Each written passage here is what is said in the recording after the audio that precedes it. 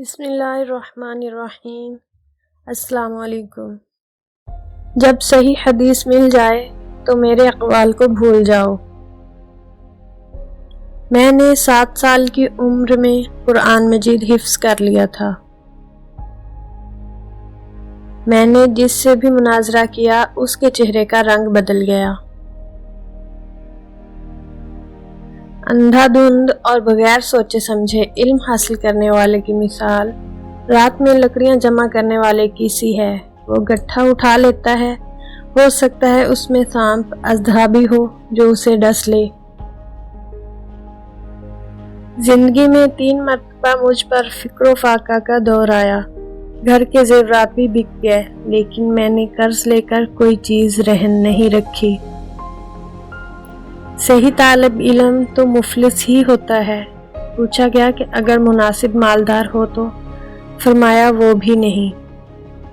شرک کے علاوہ ہر گناہ کی مغفرت کی امید ہے، لیکن گمراہی کا معاملہ بہت سخت ہے۔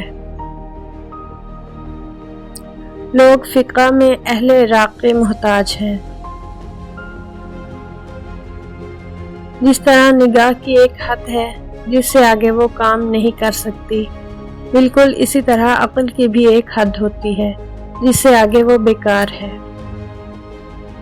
انسانوں کو قابو میں رکھنا جانوروں کو قابو رکھنے سے کہیں زیادہ مشکل ہے۔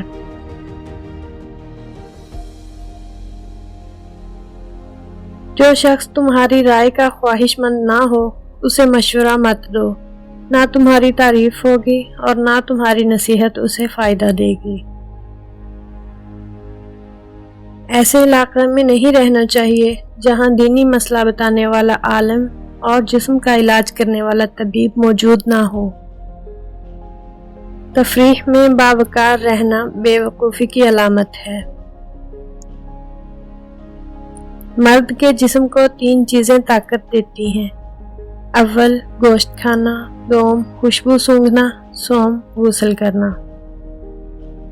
اگر میں قوت حافظہ کی طرف توجہ کرتا جیسا کہ محدثین کرتے ہیں تو دنیا میں میرا کوئی مقابل نہ ہوتا۔